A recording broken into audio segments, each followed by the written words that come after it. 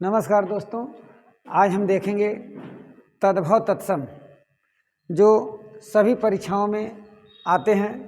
तो सबसे पहले देखते हैं ये तद्भव तत्सम क्या है। ये शब्द के भेद होते हैं, जो उत्पत्ति के आधार पर जो शब्द के भेद होते हैं, तद्भव तत्सम देशज और विदेशज। तो आज देखेंगे तद्भव और तत्सम। तत्सम क्या होता है? यह तत्सम शब्द तत् और सम के योग से बना है। तत् माने उसके, सम माने बराबर, अर्थात जो शब्द संस्कृत के जैसे के तैसे या हम कह सकते हैं उसी समान हिंदी में प्रयुक्त किए जाते हैं वे तत्सम कहलाते हैं। जैसे अच्छ, शिशु, अध्यापक, अक्षर, ये तत्सम आते हैं। फिर आते हैं तद्भव। तद का अर्थ होता है उससे, भव का मतलब होता है उत्पन्न, अर्थात जो शब्द पाली, प्रकृति, अपभ्रंश से होते हुए हिंदी में प्रयुक्त किए जाते हैं उसे हम तद्भव कहते हैं। और एक चीज़ ध्यान रखिएगा कि जो वर्तमान समय में हिंदी में प्रचलित शब्द हैं वे लगभग 95% से अधिक आपके तद्भव शब्दों का प्रयोग हिंदी में होता है। इसीलिए तद्भव को हिंदी की रीढ़ कहा जाता है। ध्यान रखिएगा, तद्भव को हिंदी की रीढ़ कहते हैं। अब देखते हैं तत्सम शब्द का, तद्भव और तत्सम का प्रयोग कितने दृष्टियों से किया जाता है। तो तत्सम शब्द जो होता है वह दो दृष्टियों से प्रयोग होता है। तद्भव शब्द एक ही दृष्टि से प्रयोग होता है, वह आम भाषा जो बोलचाल होती है। तो तत्सम शब्द का प्रयोग दो दृष्टियों से होता है। एक होता है संस्कृत मूलक, दूसरा होता है प्रयोजन मूलक। तो देखते हैं संस्कृत मूलक क्या होता है। जो शब्द संस्कृत भाषा के जैसे के तैसे हिंदी में यदि प्रयुक्त किए जाते हैं तो उसे हम संस्कृत मूलक तत्सम शब्द कहते हैं। जैसे नमः, शिशु, अध्यापक, कक्षा, अक्षर। और आपके जो दूसरा होता है प्रयोजन मूलक, ये वे शब्द होते हैं जो प्रयोजन की दृष्टि से प्रयोग किए जाते हैं। जैसे आकाशवाणी, दूरदर्शन, मुद्रण, टंकण, सचिव, पर्यवेक्षक। तो अब कुछ तद्भव और तत्सम शब्दों को हम देख लेते हैं। तो सबसे पहले तत्सम, इसके बाद तद्भव है। जैसे अग्निष्ठिका। अग्निष्ठिका का मतलब होता है जिसमें आग रख करके जलाई जाती है, उसको देहाती भाषा में कहेंगे अंगीठी। फिर है अंगुष्ठ। अंगुष्ठ का होगा अंगूठा। अध, अध को आज। अश्रु, जो रोने के बाद आंखों से अश्रु निकलते हैं, तो अश्रु का तद्भव आपका होगा आंसू। आंवला, आंवला का आमलक। अक्षत, अक्षत वह होता है, आप लोग देखते होंगे जब किसी के घर पर शुभ कार्य होते हैं, हवन यज्ञ का आयोजन किया जाता है, तो उसमें चावल तिल जो डाला जाता है उसी को अक्षत कहते हैं। तो उसका हो जाएगा आखत।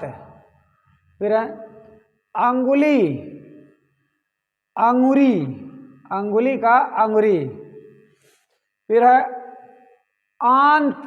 अंत्र, अंत्र, आंत, जो मनुष्य के शरीर में आंतें होती हैं जिनकी लंबाई बहुत ज़्यादातर होती है, कुछ छोटी और बड़ी दो तरह की आंतें होती हैं, तो अंत्र का आंत।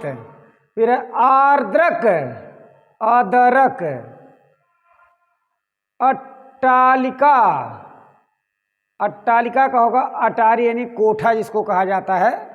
छत, अब तो वर्तमान समय में सबके पास फर्श छत लग रहे हैं, तो ही अट्टालिका का अटारी होगा।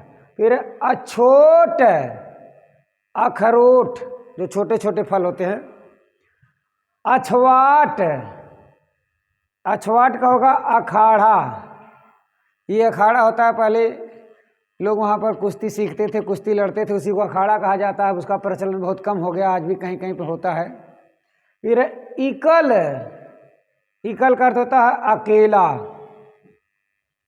यवनिका, यवनिका होता है अजवाइन, जो ठंड में गर्मी देती है लोगों को, बच्चों के लिए ज़्यादा उपयोगी होती है।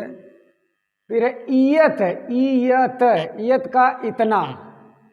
प्रदोन, प्रदोन का होता है पौना, जो घरों पर शादी विवाह वगैरह में कार्य होता है, छोटे भी होते हैं बड़े भी होते हैं। प्रदोन का पौना। अमलिका, अमलिका का होगा इमली। उपलम्ब, उपलम्ब का होता है उलाहना। उलाहना मतलब शिकायत।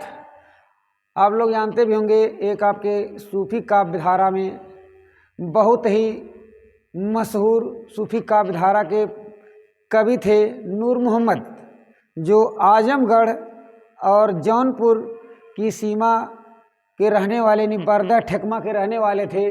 इनको मुस्लिम होते हुए इन्होंने श्री कृष्ण की भक्ति संबंधी रचनाएं किया था, इसलिए मुसलमानों से उनको उलाहना भी मिला था। आगे है उद्घाटन, उद्घाटन, उद्घाटन का हो जाएगा उखाड़ना। जगह जगह सुनते होंगे कि मंत्री जी आ रहे हैं, पुल का उद्घाटन करेंगे, पुल का अनावरण करेंगे, तो ये उद्घाटन का उखाड़ना होता है। फिर एक कांसकार, कांसकार का कसेरा, यानी तांबे और कांसे का जो बर्तन बनाते हैं, जिसको देहाती भाषा में कहते हैं ठठेरा, तो कांसकार होते हैं, उसका कसेरा होगा। फिर अस्कंधधार, अस्कंध माने कंधा, धार माने धार रख कर ढोने वाले, तो कंधे पर रख करके ढोने वाले कहार होते हैं। तो आधुनिक समय में वाहनों का प्रचलन हो गया है, नहीं तो पहले ये कहार ही शादी विवाह में डोली ढो करके ले जाते थे, ले आते थे, इसीलिए उनको अस्कंधधार कहा गया है। फिर है करपट, करपट कपड़ा। कुठार, कुठार का होता है कुल्हाड़ा। देहाती भाषा में उसको हम, जो लंबा बड़ा होता है, थोड़ा भारी होता है, उसको टांगा कहते हैं, तो ही कुल्हाड़ा होता है। जो छोटी होती है उसको टांगी कहते हैं, उसको कुल्हाड़ी कहेंगे। फिर है करकट, करकट का अर्थ होता है केकड़ा। कदली, कदली केला। कुष्मांड, कुष्मांड होता है जिसको आप लोग सुने भी होंगे, उसको सीताफल कहते हैं, यानी कुम्हड़ा, इसको सीताफल भी कहा जाता है। कृत्यगृह, कृत्यगृह माने कार्य करने का घर, अर्थात कचहरी, कृत्यगृह का कचहरी। काष्ठगृह, काष्ठगृह का होता है कटघरा। आप लोग देखते होंगे जो अपराधी हैं वे जब तक कटघरे के अंदर नहीं होते हैं तब तक जो है न्यायिक उनको निर्णय नहीं सुनाता है, न्याय नहीं देता, उनकी जमानत नहीं देता है, तो हो जाएगा काष्ठगृह का कटघरा। फिर है कोष्ठिका, कोष्ठिका का अर्थ होता है कोठी। कोठी का मतलब 2 तल्ला 3 तल्ला जो मकान सबके पास इसमें बन रहे हैं।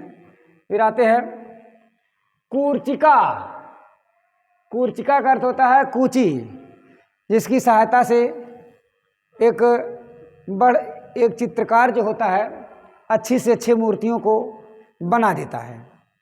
फिर है कर्षपट्टिका, कर्षपट्टिका कसौटी, कसौटी होती है कि कुछ लोग होते हैं जो खरी कसौटी पर उतरते हैं और कुछ लोग होते हैं धोखे का काम कर देते हैं, तो वही होती है कर्षपट्टिका कसौटी। फिर है गंभीर, गंभीर का मतलब होता है गहरा, गहरा। गरगर, गरगर होता है गागर, यानी जो मिट्टी का घड़ा होता है जिसको देहाती भाषा में गगरी कहते हैं, गागर होगा। फिर है चित्रकार, चित्र को बनाने वाला, अर्थात चितेरा, चित्रकार का चितेरा। जमात्री, जमात्री, जमात्री का होता है जामाई, देहाती भाषा में उसको कहते हैं दामाद। फिर है दुर्लभ, ये दुर्लभ शब्द देखिए, दुर्लभ का अर्थ होता है दूल्हा।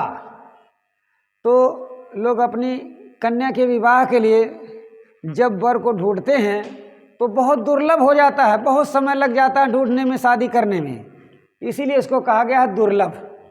फिर है द्विपट, द्विपट, द्विपट का अर्थ होता है दुपट्टा, जो बालिकाएं अपने कंधे पर रखती हैं। फिर है द्रोण, द्रोण, तो एक देखिए अगर यहीं कह देंगे द्रोणी तब तो घाटी हो जाएगा। द्रोण का मतलब होता है दोना, जो पत्ते से बनाया जाते हैं। फिर है द्विवर, द्विवर अर्थात देवर,